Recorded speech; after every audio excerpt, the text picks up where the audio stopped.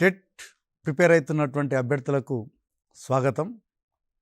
టీశాట్ ద్వారా ప్రసారం అవుతున్న సోషల్ స్టడీస్ కంటెంట్ పేపర్ 2కు సంబంధించి రెగ్యులర్గా ప్రసారం అయ్యేటువంటి కార్యక్రమాలు వినండి.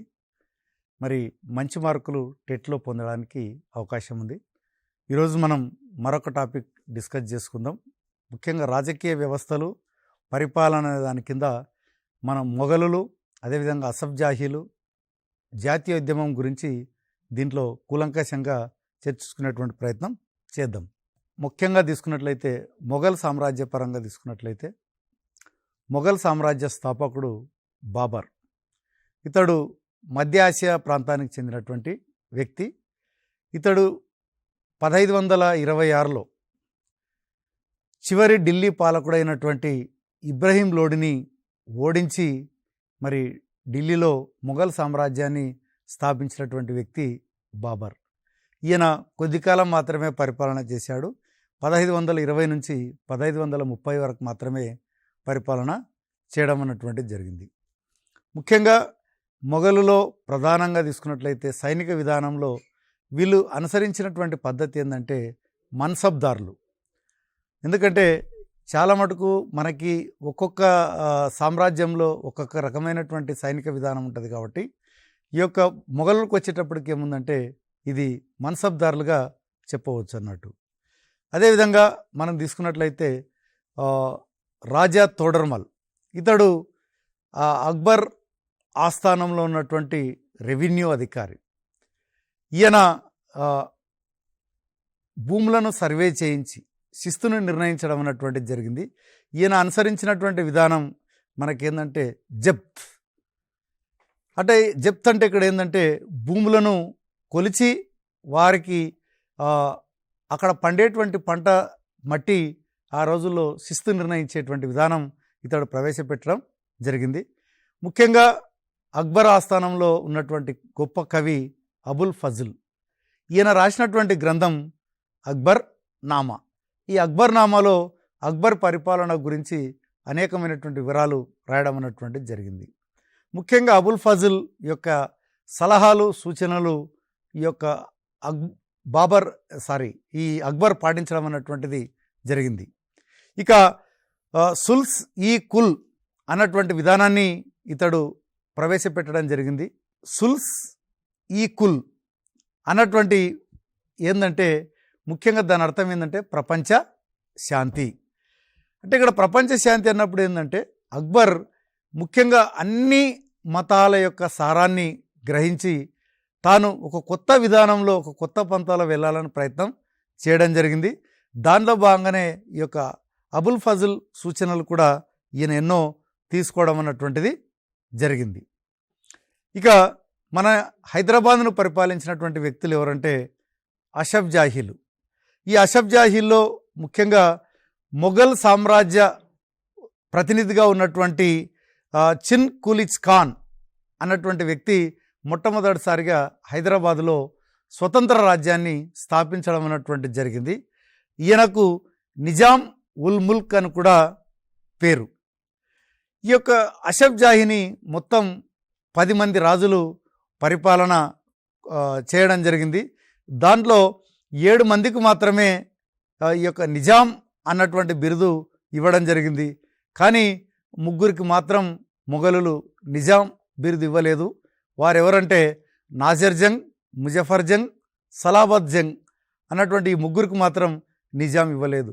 కాబట్టి ఇక్కడ మనం టెట్లో కూడా క్వశ్చన్ రావడానికి ఇక్కడ అవకాశం ఉంది. ముఖ్యంగా నిజాం ఉల్ ముల్క్ మరొక పేరుని అడగడానికి అవకాశం ఉంది. అట్లాగే ఈ క్రింది వానిలో నిజాం బిరుదు పొందని వ్యక్తి ఎవరు అని కూడా అడగడానికి అవకాశం ఉంది. కానీ అసఫ్జాహీలు హైదరాబాద్ను పరిపాలన చేస్తున్నారు. కానీ నిత్యం వాళ్ళకి మరాఠా, అదేవిధంగా మైసూర్ పాలకులతో బాగా యుద్ధాలు చేయడం అన్నటువంటిది జరిగింది. మరి ఈ రాజుల కింద గొప్పగా పేరు పొందినటువంటి ప్రైమ్ మినిస్టర్ ఎవరంటే సాలార్జంగ్ దివాన్. ఈయన వలసవాద విధానాలను, ముఖ్యంగా వాళ్ళు అనుసరించినటువంటి పాశ్చాత్య విధానాల పట్ల ఆకర్షితుడైనటువంటి వ్యక్తి ఈ సాలార్జంగ్ దివాన్. ఇక నెక్స్ట్ తీసుకున్నట్లయితే అసఫ్జాహీల్లో 6వ నిజాం మీర్ మహమ్మద్ అలీ ఖాన్. ఇతడు ముఖ్యంగా హైదరాబాద్ అభివృద్ధి కొరకు అనేకమైనటువంటి సంస్కరణలు చేపట్టడం జరిగింది. ముఖ్యంగా ఈ యొక్క ఇతడు ప్రజల యొక్క అభివృద్ధి కొరకు సంక్షేమ కార్యక్రమాలు అనేకం ప్రవేశపెట్టడం జరిగింది. నెక్స్ట్ చివరి నిజాం తీసుకున్నట్లయితే మీర్ ఉస్మాన్ అలీ ఖాన్. ఇతడు చివరి నిజాం. ఇతడు నిజాం సాగర్, అలీ సాగర్ అన్నటువంటి పెద్ద రిజర్వాయర్లను నిర్మించడం అన్నటువంటిది జరిగింది. ఈయన 1941లో స్టేట్ బ్యాంక్ ఆఫ్ హైదరాబాద్ అన్నటువంటి దాన్ని స్థాపించడం అన్నటువంటిది జరిగింది. అప్పుడు అది హైదరాబాద్ స్టేట్ బ్యాంక్ అన్నారు. తర్వాత మనకి ఇంగ్లీష్లో స్టేట్ బ్యాంక్ ఆఫ్ హైదరాబాద్ అని మొన్నటి వరకు కూడా అది బ్యాంకుగా కొనసాగింది. ఈ మధ్య కాలంలోనే అది స్టేట్ బ్యాంక్ ఆఫ్ ఇండియాలో విలీనం కావడం జరిగింది. మరి ఆ రోజుల్లోనే ఈ యొక్క మీర్ ఉస్మాన్ అలీ ఖాన్ హైదరాబాద్ స్టేట్ బ్యాంక్ స్థాపించడం జరిగింది. దాంట్లో ప్రత్యేకత ఏంటంటే హైదరాబాద్కి ఆ రోజుల్లో ఈయన సపరేట్గా రూపాయిని పెట్టడం జరిగింది. దాన్నే ఉస్మానియా సిక్కా అని పిలిచేవారు. అంటే భారతదేశంలో రూపాయితో పాటు ఉస్మానియా సిక్కా కూడా అమల్లో ఉన్నటువంటి రాష్ట్రం మన హైదరాబాద్ రాష్ట్రం అప్పుడు. కాబట్టి ఈ యొక్క ఉస్మానియా సిక్కా కేవలం ఈ మీర్ ఉస్మాన్ అలీ ఖాన్ సపరేట్గా మనకు కూడా ఒక కరెన్సీ ఉండాలన్నటువంటి ఉద్దేశంతో ఆయన దాన్ని ప్రవేశపెట్టడం జరిగింది. కాబట్టి మీర్ ఉస్మాన్ అలీ కాలంలో ఈ యొక్క రూపాయి యొక్క పేరు ఏంది అని కూడా అడగడానికి అవకాశం ఉంది. కాబట్టి ఇక్కడ మనం ఉస్మానియా సిక్కా అన్నటువంటిది గుర్తుపెట్టుకోవాల్సినటువంటి అవసరం ఉంది. ఇక 1948 సెప్టెంబర్ 17న ముఖ్యంగా ఈ యొక్క హైదరాబాద్పై పోలీస్ చర్య ద్వారా హైదరాబాద్ని భారతదేశంలో విలీనం చేయడం అనేటువంటిది జరిగింది.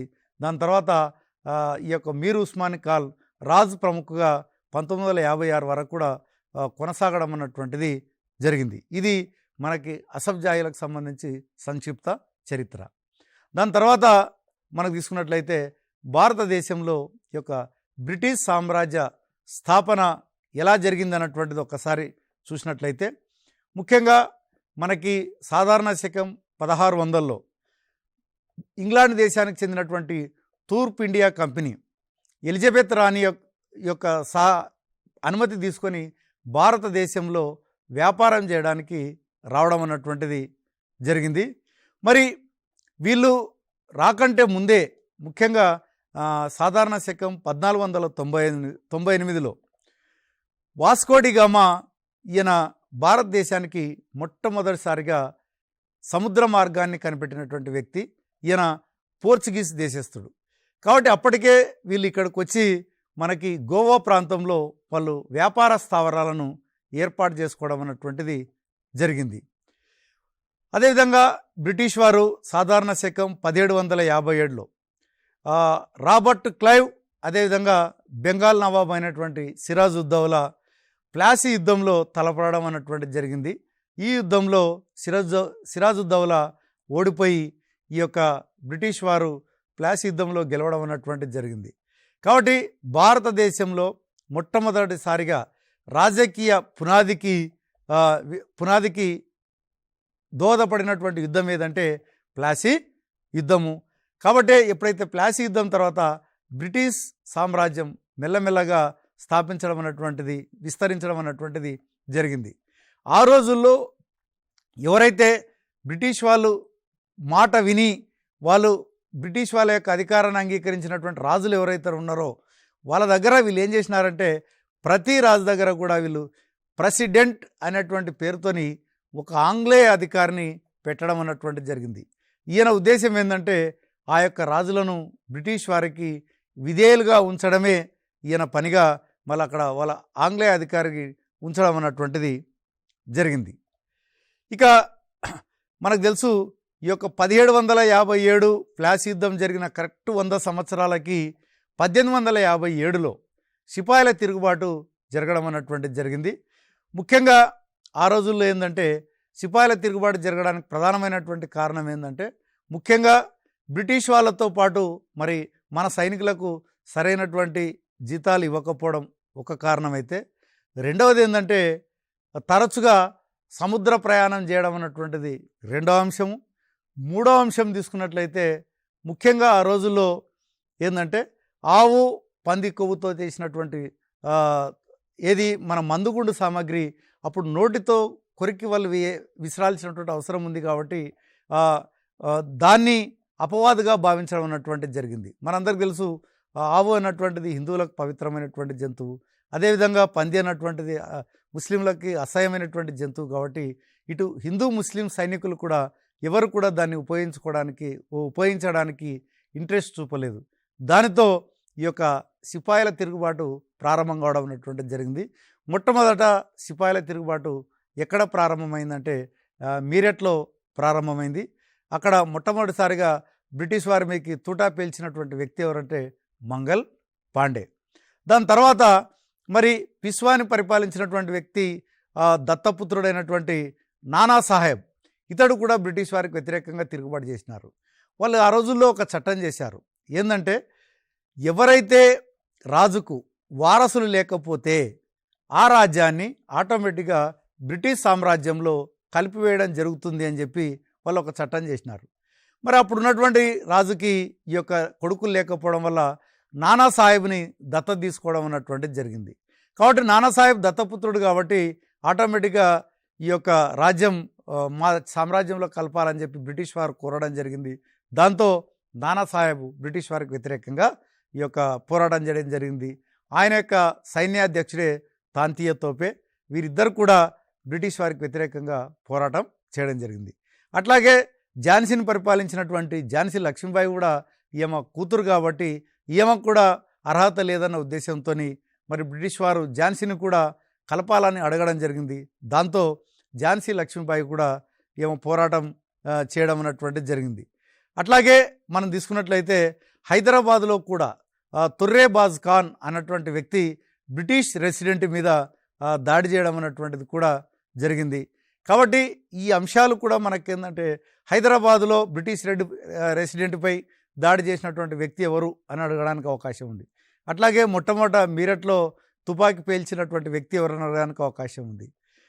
ఝాన్సీ రాజ్యాన్ని అదేవిధంగా పిస్వా సంబంధించినటువంటి దత్తపుత్రుడు నానాసాహెబ్ ఎందుకు బ్రిటిష్ వారికి వ్యతిరేకంగా తిరుగుబాటు చేశారన్నటువంటిది కూడా అడగడానికి అవకాశం ఉంది. ఇక నెక్స్ట్ మనం తీసుకున్నట్లయితే ఆ రోజుల్లో జమీందార్ వ్యవస్థ అన్నటువంటిది మనందరికీ ఉంది. బ్రిటిష్ వారి కాలంలో అదేవిధంగా నిజాం కాలంలో కూడా జమీందార్ వ్యవస్థ ఉంది. అక్కడ ఏదైతే జమీందారులకు సొంత భూమి కలిగి ఉంటారో ఆ సొంత భూమిని ఏమన్నారంటే ఖుద్ కాస్త్ అని పిలవడం జరిగింది. అంటే ఇది జమీందారులు సొంతంగా వాళ్ళు ఏం చేస్తున్నారంటే ఎవరైతే వాళ్ళ కింద పనిచేస్తుంటారో వాళ్ళకి ఎటువంటి కూలీ ఇవ్వకుండా ఈ యొక్క తన సొంత పొలంలో పనిచేయించేటువంటి వాళ్ళు భూస్వాములు అన్నట్టు. అదేవిధంగా కొంతమంది భూస్వాములు ఏంటంటే తమ దగ్గర ఉన్నటువంటి పొలాన్ని కొంత ఉంటేనే వాళ్ళకి కుదా కాస్తన్నారు. అదే మనం కొంత భూమిని ఏం చేసేవాళ్ళంటే ఇతరుల రైతులకి కౌలుకి ఇచ్చేటువంటి వాళ్ళు ఎవరైతే కౌలుకు భూమిని చేస్తున్నారో వాళ్ళని కౌలుదారులు అని పిలవడం అన్నటువంటిది జరిగేది. ఇక ఇక్కడ ఏమైందంటే మనకి ఈ యొక్క బ్రిటిష్ వారి కాలంలో ముఖ్యంగా వారికి వాళ్ళ ఉద్దేశమే భారతదేశం నుంచి సాధ్యమైనంత సంపదను దోచుకుపోయి బ్రిటిష్లో అంటే ఇంగ్లాండ్ దేశంలో వాళ్ళు మరింత డెవలప్మెంట్ కొరకు ఆలోచన చేయడం అనేది జరిగింది. అప్పుడు ఉన్నటువంటి గవర్నర్ జనరల్ అయినటువంటి కారన్ వాలిస్ ముఖ్యంగా ప్రభుత్వానికి ఆదాయం పెంచాలన్నటువంటి ఉద్దేశంతో 1793లో శాశ్వత శిస్తు ఒప్పందం అన్నటువంటిది పెట్టడం జరిగింది. శాశ్వత శిస్తు ఒప్పందం అంటే ఎక్కడైనా సరే ఏంటంటే వేలంపాట ద్వారా శిస్తు నిర్ణయించడం, ఇంకా అదే ఫిక్స్డ్గా పెట్టడం అన్నటువంటిది జరిగింది. దీనివల్ల మనకి ఫిక్స్డ్గా ఆదాయం కూడా వస్తుంది అన్నటువంటిది బ్రిటిష్ వాళ్ళు భావించడం జరిగింది. మరి ఈ వేలంలో ఎవరు పాల్గొనేటువంటి వాళ్ళు అక్కడ ఉన్నటువంటి జమీందారులు వేలంలో పాల్గొనేవాళ్ళు. కానీ వీళ్ళు ఏం చేసినారంటే ఈ యొక్క జమీందారులు వేలంలో పాడినటువంటి దానికి భిన్నంగా చాలా ఎక్కువ కౌలును ఈ యొక్క కౌలుదారుల నుంచి వసూలు చేయడం జరిగింది. దాంతో వాళ్ళు పంటలు కూడా పండించడం చేతగాక ఆ భూములను కూడా వదిలిపెట్టి వెళ్ళడం అన్నటువంటిది జరిగింది. మరి మనకు తెలుసు ఈ యొక్క ఏది అసఫ్ జాహీల కాలంలో ఈ యొక్క రాయలసీమ జిల్లాలు కూడా వీళ్ళ కింద ఉండేటివి. కానీ వాళ్ళు ఏం చేసినారంటే బ్రిటిష్ వారికి కొంత బాకీ పడడం అన్నటువంటిది జరిగింది. కాబట్టి ఆ బాకీని తీర్చడానికి అప్పుడున్నటువంటి నవాబ్ ఏం చేసిందంటే ఈ యొక్క సీడెడ్ జిల్లాలను బ్రిటిష్ వారికి ఇవ్వడం అన్నటువంటిది జరిగింది. ముఖ్యంగా తీసుకున్నట్లయితే కర్నూలు, కడప, అనంతపురం, బళ్ళారి ఈ 4 జిల్లాలను ఏమని పిలుస్తారంటే సీడెడ్ జిల్లాలని పిలుస్తారు. మరి ఇప్పుడైతే మాత్రం చిత్తూరు యాడ్ అయింది, బళ్ళారి మన కర్ణాటకకి వెళ్ళిపోవడం అన్నటువంటిది జరిగింది. ఈ 4 జిల్లాలను ఏమని పిలిచారంటే రాయలసీమ అని పిలవడం అన్నటువంటిది జరిగింది. ముఖ్యంగా సాధారణ శకం 1800 సంవత్సరంలో బ్రిటిష్ ప్రభుత్వం ఏం చేసిందంటే ఈ రాయలసీమ జిల్లాలకి థామస్ మన్రోని అధికారిగా పంపడం అన్నటువంటిది జరిగింది. ముఖ్యంగా ఆయన ఏం చేసినాడంటే ఈ యొక్క రెవెన్యూ విధానంలో చాలా లోపాలు ఉన్నాయని చెప్పి ఈయన మొట్టమొదటిసారి రైత్వారీ పద్ధతిని ప్రవేశపెట్టినటువంటి వ్యక్తి థామస్ మన్రో. కాబట్టి ఇక్కడ కూడా మనం ఆలోచన చేయాల్సింది ఏంటంటే ఈ క్రింది వానిలో సీడెడ్ జిల్లా కానిది అని అడగడానికి అవకాశం ఉంది. అట్లాగే మనకి రైత్వారీ విధానాన్ని ప్రవేశపెట్టినటువంటి వ్యక్తి ఎవరు అని అడగడానికి అవకాశం ఉంది. కాబట్టి ఇది కూడా మనం గుర్తుపెట్టుకోవాల్సినటువంటి అవసరం ఉంది. ముఖ్యంగా 1849లో సర్ ఆర్థర్ కాటన్ అన్నటువంటి వ్యక్తి ముఖ్యంగా గోదావరి మీద ధవళేశ్వరం వద్ద కట్టడం అన్నటువంటిది జరిగింది. అదేవిధంగా 1854లో ప్రకాశం బ్యారేజీ మన విజయవాడ దగ్గర కూడా నిర్మించడం అన్నటువంటిది జరిగింది. 1857లో కర్నూలు కడప కాలువను కేసీ కెనాల్ అని పిలుస్తారు, దాన్ని కూడా నిర్మించడం అన్నటువంటిది జరిగింది అన్నట్టు. కాబట్టి ఈ యొక్క బ్రిటిష్ కాలంలో కూడా కొంత రైతులకు ఏమంటారు సాగునీటి వసతి కల్పించినట్లయితే పంటలు బాగా పండుతాయన్నటువంటి ఉద్దేశంతో, అదేవిధంగా మనకు పన్నులు బాగా వసూలు చేసుకోవచ్చు అన్నటువంటి ఉద్దేశంతో వాళ్ళు కొంత ఈ యొక్క ఆనకట్టలు కూడా నిర్మించడం అన్నటువంటిది కూడా మనం గమనించాల్సినటువంటి విషయం. అదేవిధంగా మనం ఏంటంటే ఫేస్కాస్ నిజాంకు చెల్లించేటువంటి పన్ను, అంటే అప్పుడున్నటువంటి ఈ రైత్వారీ విధానంలో ఏం చేసేవాళ్ళంటే కొంత భూమి డెవలప్మెంట్ కొరకు అదేవిధంగా వాళ్ళు వసూలు చేసుకోవడానికి కొంత పెట్టుకొని కొంత పన్నును మాత్రం అప్పుడున్నటువంటి ఏమంటారు భూస్వాములు జమీందారులు నిజాంకు కొంత పన్ను చెల్లించేటువంటి వాళ్ళు దాన్నే ఫేస్కాస్ అని పిలిచేటువంటి వాళ్ళు. ఇక మనం ప్రధానంగా తీసుకున్నట్లయితే మరి ఈ యొక్క బ్రిటిష్ వారికి వ్యతిరేకంగా మనందరికీ తెలుసు జాతీయోద్యమం అన్నటువంటిది మొదలైంది. దాంట్లో తొలి దశ మలి దశ అన్నటువంటి 2 దశలు ఉన్నాయి. 1885 నుంచి 1918 వరకు తొలి దశ, మలి దశ అంటే 1919 నుంచి 1947 వరకు మలి దశగా పిలుస్తారు. అదేవిధంగా మళ్ళీ తొలి దశలో కూడా తీసుకున్నట్లయితే దాంట్లో మితవాద దశ, అతివాద దశ అని మళ్ళీ 2 భాగాలుగా విభజించవచ్చు. ప్రధానంగా 1885 నుంచి మనకి 1905 వరకు మితవాద దశగా చెప్పుకోవచ్చు. ముఖ్యంగా ఏవో హ్యూమ్, బ్రిటిష్ అధికారి అయినటువంటి ఏవో హ్యూమ్ ముఖ్యంగా భారతీయుల్లో ఉన్నటువంటి ఒక అసంతృప్తిని పోగొట్టడానికి ఏదైనా ఒక వేదిక ఉంటే బాగుంటుంది అన్నటువంటి ఉద్దేశంతో ఆయన భారత జాతీయ కాంగ్రెస్ని స్థాపించడం అన్నటువంటిది జరిగింది. యాక్చువల్గా ఆయన ఉద్దేశం వేరు. దాని తర్వాత ఈ యొక్క భారత జాతీయ కాంగ్రెస్ జాతీయోద్యమంలో కీలక పాత్ర వహించడం అన్నటువంటిది మనకి తెలిసినటువంటి విషయమే. కాబట్టి ఇక్కడ 1885లో ఈ భారత జాతీయ కాంగ్రెస్ను స్థాపించినటువంటి వ్యక్తి ఎవరంటే ఏవో హ్యూమ్. మరి ఆ రోజుల్లో ఏం చేసినారంటే బ్రిటిష్ వారిని ఎదిరించేటువంటి శక్తి లేక మనం ఏం చేసినామంటే ఒక అర్జీల ద్వారా, అప్పీల్ ద్వారా మనం ఏం చేసినాం, మన కోరికల సాధన కొరకు కొంత ప్రయత్నాలు చేయడం అనేటువంటిది జరిగింది. అందుకనే వీళ్ళు చాలా శాంతియుతమైనటువంటి పద్ధతిలో బ్రిటిష్ వారిని కోరికలు అడగడం జరిగింది. కాబట్టి వీళ్ళని ఏమని పిలిచినారంటే మితవాదులు అని పిలవడం జరిగింది. దాంట్లో ముఖ్యంగా డబ్ల్యూసి బెనర్జీ, అదేవిధంగా దాదాబాయి నవరోజీ, సురేంద్రనాథ్ బెనర్జీ, ఆర్సీ దత్, ఫిరోజ్ షా మెహతా వీళ్ళందరూ కూడా మితవాదులుగా పిలవడం అన్నటువంటిది జరిగింది. అందుకనే మనం ఎగ్జామ్లో కూడా ఈ క్రింది వాణిలో మితవాదులు కాని వారు ఎవరు, లేదంటే ఈ క్రింది వాణిలో మితవాది ఎవరు అని అడగడానికి అవకాశం ఉంటుంది. కాబట్టి ఇట్లా అడిగినప్పుడు మనం ఏం చేయాలంటే డెఫినెట్గా మనకి మితవాదులకు ఎవరెవరు మితవాదులు పిలుస్తారన్నటువంటిది మనం కొంత గుర్తుపెట్టుకోవాల్సినటువంటి అవసరం ఉంది. మరి ఆ రోజు వైస్రాయ్ అయినటువంటి 1905లో ఏం చేసిన అంటే కర్జన్ అయినటువంటి వైస్రాయ్ బెంగాల్ని 2గా విభజన చేయాలన్నటువంటి ఆలోచన చేయడం జరిగింది. 1905లో ఆయన బెంగాల్ని 2గా విడగొట్టడం అన్నటువంటిది జరిగింది. మరి 1905లో డెసిషన్ తీసుకొని 1907లో మనం ఏం చేసినారని 1905లో దాన్ని విడిపోవడం అన్నటువంటిది జరిగింది. 1911లో మళ్ళా తిరిగి ఈ యొక్క బెంగాల్ విభజన అన్నటువంటిది రద్దు చేసి మళ్ళీ ఒకే బెంగాల్గా చేయడం అన్నటువంటిది జరిగింది. కానీ ఇక్కడ ఏమైందంటే బెంగాల్ విభజన వల్ల భారత జాతీయ కాంగ్రెస్లో చీలిక రావడం అన్నటువంటిది జరిగింది. ముఖ్యంగా 1907లో కాంగ్రెస్ రెండుగా చీలిపోయింది.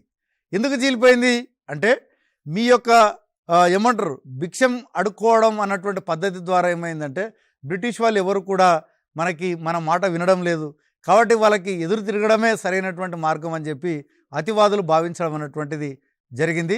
దానిలో భాగంగానే మనకి అతివాద దశ మొదలు కావడం అన్నటువంటిది 1905 నుంచి 1920 వరకు చరిత్రలో దీన్ని అతివాద దశగా చెప్తారు. అట్లాగే అతివాదులకు ఉదాహరణగా మనం లాల్ బాల్ పాల్ అంటే ఏమి, లాలా లజపతి రాయ్, బాల గంగాధర తిలక్, అదేవిధంగా బిపిన్ చంద్ర పాల్, ఈ ముగ్గురు కూడా వీళ్ళని చరిత్రలో లాల్ బాల్ పాల్గా పిలవడం అన్నటువంటిది జరిగింది. కాబట్టి వీళ్ళు విజ్ఞాపనలు కాకుండా ఒక ఏమంటారు బ్రిటిష్ వారికి వ్యతిరేకంగా పోరాటం చేస్తేనే వీళ్ళు మాటింటారు అన్నటువంటిది వీళ్ళు గట్టిగా నమ్మినటువంటి వ్యక్తులు. మరి వందే మాతరం ఉద్యమం అన్నటువంటిది ఎప్పుడు మొదలైందంటే యాక్చువల్గా అయితే బెంగాల్ విభజన తర్వాత బంకించంద్ర చటర్జీ రాసినటువంటి వందే మాతరం ప్రతి భారతీయంలో ఒక స్ఫూర్తిని నింపడం అన్నటువంటిది జరిగింది. దాని తర్వాత ఏమైందంటే మనకి 1919లో హోమ్ రూల్ ఉద్యమం అన్నటువంటిది తీసుకురావడం జరిగింది. ఈ హోమ్ రూల్ ఉద్యమాన్ని నడిపినటువంటి వ్యక్తి ఎవరంటే అనిబిషెంట్. ఈ అనిబిషెంట్కి సహకరించినటువంటి వ్యక్తి బాల గంగాధర్ తిలక్. ముఖ్యంగా వీళ్ళు ఈ అతివాదులు ముఖ్యంగా ఏంటంటే వీళ్ళు బలంగా నమ్మినటువంటి అంశం ఏంటంటే బ్రిటిష్ వారిని మనం కొంత హింసాత్మక పద్ధతి ద్వారా మాత్రమే వీళ్ళని ఈ దేశం నుంచి వెళ్ళగొట్టడం అన్నటువంటిది జరుగుతుందని గట్టిగా నమ్మినటువంటి వ్యక్తులు. కానీ 1916లో ఏమైందంటే లక్నోలో ఒక ఒప్పందం జరగడం జరిగింది. ఏ రోజైతే 1907లో కాంగ్రెస్ విడిపోయిందో, రెండుగా చీలిపోయిందో, మళ్ళీ అందరూ కూడా అట్లా కాదు అని చెప్పి మళ్ళా కాంగ్రెస్ని తిరిగి ఐక్యం చేయడం అన్నటువంటిది 1916లో చేయడం అన్నటువంటిది జరిగింది. దాని తర్వాత మనకి మలిదశ ఉద్యమం అన్నటువంటిది మొదలు కావడం జరిగింది. ఇది 1919 నుంచి 1947 వరకు మలిదశ ఉద్యమం జరిగింది. ముఖ్యంగా దీన్ని గాంధీయన్ దశ అని కూడా పిలుస్తారు. ఎందుకంటే మలిదశ ఉద్యమంలో గాంధీజీ పాత్ర చాలా ఎక్కువగా ఉంది కాబట్టి దీన్ని గాంధీజీ దశ అని కూడా పిలవడం అన్నటువంటిది జరుగుతుంది. ముఖ్యంగా 1915లో మహాత్మా గాంధీ దక్షిణాఫ్రికా నుంచి తిరిగి వచ్చిన తర్వాత అతడు 1917లో చంపారాన్ ఆందోళన అన్నటువంటి చేయడం జరిగింది. 1918లో ఖేడా నిరసనలు చేయడం జరిగింది. ముఖ్యంగా ఈ యొక్క రైతుల పక్షాన గాంధీజీ ఈ యొక్క ఉద్యమం చేయడం జరిగింది. ముఖ్యంగా నీలిమందు రైతుల పక్షాన గాంధీజీ ఉద్యమం చేశారు. మరి ఈ ఉద్యమ ఫలితంగా రైతుల కోరికలు సాధించడం అన్నటువంటిది జరిగింది. అట్లాగే 1918లో ఈ యొక్క అహ్మదాబాదు నూనె మిల్లు కార్మికులు వాళ్ళు స్ట్రైక్ చేస్తే గాంధీజీ మరి వాళ్ళకు మద్దతు ఇచ్చి వాళ్ళ యొక్క కోరికలు సాధించడం అన్నటువంటిది జరిగింది. ఆ రకంగా ఈ మూడు చిన్న చిన్న ఉద్యమాలతోనే గాంధీజీ పేరు గుజరాత్లో చాలా మటుకు మారుమోగిపోవడం అన్నటువంటిది జరిగింది. మరి అదే సమయంలో బ్రిటిష్ వారు 1919లో రౌలత్ చట్టం చేయడం అన్నటువంటిది జరిగింది. మరి ఏమిటి రౌలత్ చట్టం అంటే ఏ వ్యక్తినైనా సరే ఎటువంటి ముందస్తు ఇన్ఫర్మేషన్ లేకుండానే ఎవరి మీదనైనా సరే అరెస్ట్ చేయవచ్చు.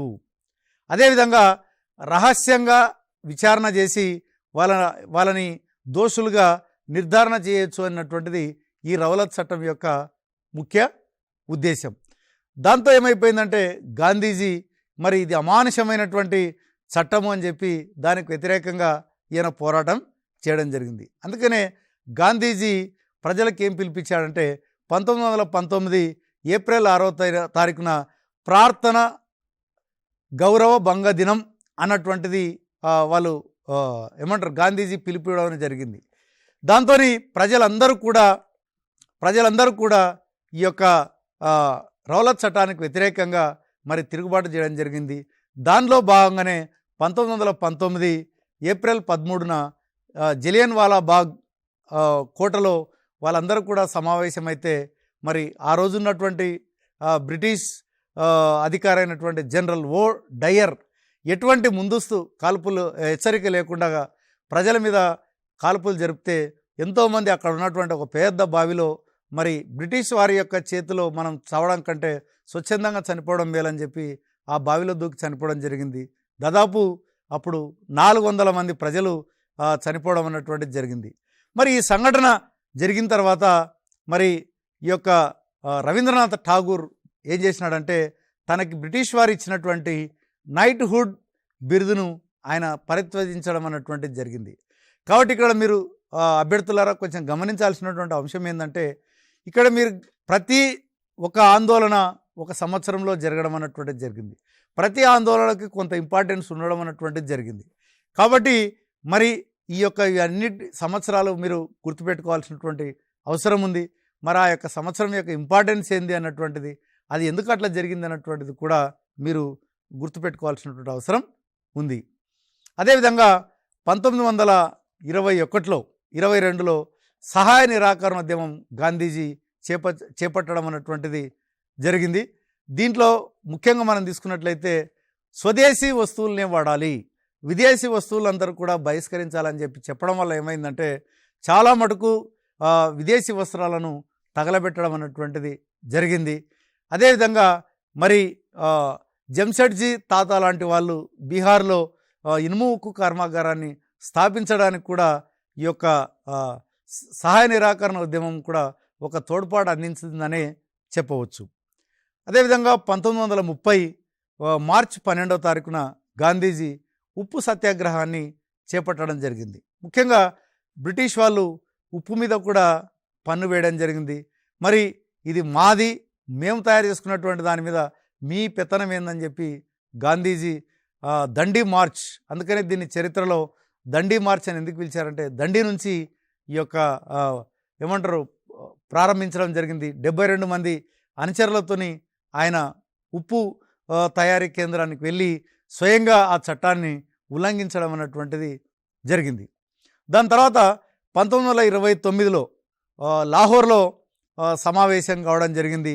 ఆ సమావేశంలో ముఖ్యంగా సంపూర్ణ స్వరాజ్యమే మన లక్ష్యమని నిర్ణయం తీసుకోవడం అన్నటువంటిది జరిగింది. కాబట్టి సంపూర్ణ స్వరాజ్యం అని నిర్ణయం తీసుకున్నటువంటి భారత జాతీయ కాంగ్రెస్ సమావేశం ఏది అని అడిగినప్పుడు 1929 లాహోర్ సమావేశం అని చెప్పవచ్చు.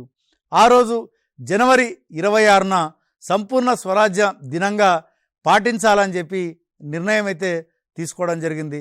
మరి దాన్ని ప్రతి ఒక్కరు కూడా ఆ రోజు సంపూర్ణ స్వరాజ్యం కొరకు పాటుపడడం అన్నటువంటిది జరిగింది. కానీ మరి బ్రిటిష్ వాళ్ళు దాన్ని అణిచివేయడం అన్నటువంటిది జరిగింది. కానీ చరిత్రలో అది ముఖ్యమైనటువంటి రోజు కాబట్టి 1949 నవంబర్ 26న భారత రాజ్యాంగాన్ని ఆమోదించినప్పటికీ మనకి 1950 జనవరి 26 వరకు కూడా ఆగిన ఉద్దేశం ఏంటంటే జనవరి 26న మనకి రాజ్యాంగం అమల్లోకి వచ్చినటువంటి దినం కాబట్టి ఆ రోజు సంపూర్ణ స్వరాజ్యం అన్నటువంటిది జనవరి 26 ఇంపార్టెన్సు మరి ప్రజలకు అందరికీ తెలియాలన్నటువంటి ఉద్దేశంతోనే మరి ఈ యొక్క రాజ్యాంగాన్ని జనవరి 26 నుంచి మనం అమల్లోకి తేవడం అన్నటువంటిది జరిగింది. అదేవిధంగా 1942లో క్రిప్స్ రాయబారం విఫలమైన తర్వాత గాంధీజీ తీసుకున్నటువంటి ఉద్యమం క్విట్ ఇండియా ఉద్యమం. ఆయన ఇచ్చినటువంటి పిలుపు ఏంటంటే డూ ఆర్ డై, చేయండి లేదా చావండి అని చెప్పి ఆయన ప్రజలకు పిలుపు ఇవ్వడం జరిగింది. మరి ఇది భారతదేశం అంతటా కూడా విస్తరించడం అన్నటువంటిది జరిగింది. సరే, దాని తర్వాత బ్రిటిష్ వారి యొక్క ఆలోచన విధానంలో మార్పు రావడం అన్నటువంటిది కూడా మనకు తెలిసినటువంటి విషయమే. మరి ఇక్కడ భారత జాతీయోద్యమంలో ముస్లిం లీగ్ యొక్క పాత్ర కూడా మనం గమనించాల్సినటువంటి అవసరం ఉంది. 1906లో మొట్టమొదటిసారిగా ముస్లిం లీగు స్థాపించడం అన్నటువంటిది జరిగింది. దీన్ని స్థాపించినటువంటి ముఖ్య ఉద్దేశం ఏంటంటే ముఖ్యంగా ఉత్తరప్రదేశ్లో చాలామంది ముస్లింలకు భూస్వాములుగా ఉన్నారు. ఈ భూస్వాములు వారి యొక్క హక్కుల రక్షణ కొరకు ఈ ముస్లిం లీగ్ని ఏర్పాటు చేయడం అన్నటువంటిది జరిగింది. దాని తర్వాత అది మెల్లమెల్లగా స్వతంత్ర ఉద్యమంలో మహమ్మద్ అలీ జిన్నా ఎంటర్ అయిన తర్వాత స్వతంత్ర ఉద్యమంలో దాని పాత్ర కూడా చాలా ఉండడం మనం గమనించదగ్గ విషయం. నెక్స్ట్ 1946లో 3 సభ్యులతో కూడినటువంటి క్యాబినెట్ మిషన్ భారతదేశానికి రావడం అన్నటువంటిది జరిగింది. మరి ఇక్కడ వీళ్ళు రాజకీయ ప్రక్రియ ప్రారంభించడం అన్నటువంటిది జరిగింది. కానీ మరి అప్పుడున్నటువంటి ముస్లిం లీగు ఒకటే కోరింది, మాకు సపరేట్ దేశమే మేము అడుగుతున్నామని గట్టిగా క్యాబినెట్ మిషన్ ముందు వినిపించడం అన్నటువంటిది జరిగింది. అందుకనే వాళ్ళు ఏం చేసినారంటే ఇమ్మీడియట్గా 1946 ఆగస్టు 16వ తారీఖున వాళ్ళు ప్రత్యక్ష కార్యాచరణ దినంగా ప్రకటించడం అన్నటువంటిది జరిగింది. అంటే ఇక్కడ ప్రత్యక్ష కార్యాచరణ దినం అంటే తక్షణమే పాకిస్తాన్ సపరేట్ దేశంగా ఏర్పడాలని చెప్పి వాళ్ళు డిమాండ్ చేయడం జరిగింది. వీధుల్లో చాలా మటుకు ఎక్కడ హిందువులు కనిపించినా చంపడం, అదేవిధంగా హిందువులు ముస్లింలను చంపడం. దీంతో ఏమైందంటే ఇక భారతదేశాన్ని ఒకటిగా ఉంచడం సాధ్యపడదు అని చెప్పి మనకి బ్రిటిష్ వాళ్ళు చివరగా వచ్చినటువంటి లార్డ్ మౌంట్ బాటన్ అతడు ఏం చేసినాడంటే భారతదేశాన్ని రెండుగా విడగొట్టడం అన్నటువంటిది జరిగింది. ఒకటి పాకిస్తాన్, రెండవది భారతదేశంగా జరిగింది. అట్లాగే మనకి సుభాష్ చంద్రబోస్ కూడా స్వాతంత్రోద్యమంలో భారత జాతీయ సైన్యాన్ని ఏర్పాటు చేసి భారతదేశ స్వాతంత్రం కొరకు భారతదేశం బయట ఉండి ప్రయత్నం చేసినటువంటి వ్యక్తి. మరి భారతదేశం స్వాతంత్రం వచ్చిన తర్వాత ముఖ్యంగా కాశ్మీర్, హైదరాబాద్, జునాగఢ్ ఈ 3 విలీనం కాలేదు. కానీ తర్వాత మనకి ఈ యొక్క పోలీస్ చర్య ద్వారా ఏం చేసినారంటే హైదరాబాద్ని విలీనం చేయడం జరిగింది. అట్లాగే కాశ్మీర్ని కూడా భారతదేశంలో విలీనం చేయడం అన్నటువంటిది జరిగింది. కాబట్టి ఇక్కడ మనం గమనించినట్లయితే ఏంటంటే భారత జాతీయోద్యమంలో ఈ ముఖ్యమైనటువంటి ఘట్టాలు ఏవైతే ఉన్నాయో అవన్నీ కూడా చాలా మటుకు మీరు డేట్ వారీగా గుర్తుపెట్టుకొని కొంత నోట్స్ ప్రిపేర్ చేసుకున్నట్లయితే డెఫినెట్గా దీని మీద ఏ ప్రశ్న అడిగినా కూడా మీరు సమాధానం రాయడానికి అవకాశం ఉంది. మరి మరొక టాపిక్తో మళ్ళీ కలుసుకునేటువంటి ప్రయత్నం చేద్దాం. అంతవరకు సెలవు. నమస్కారం.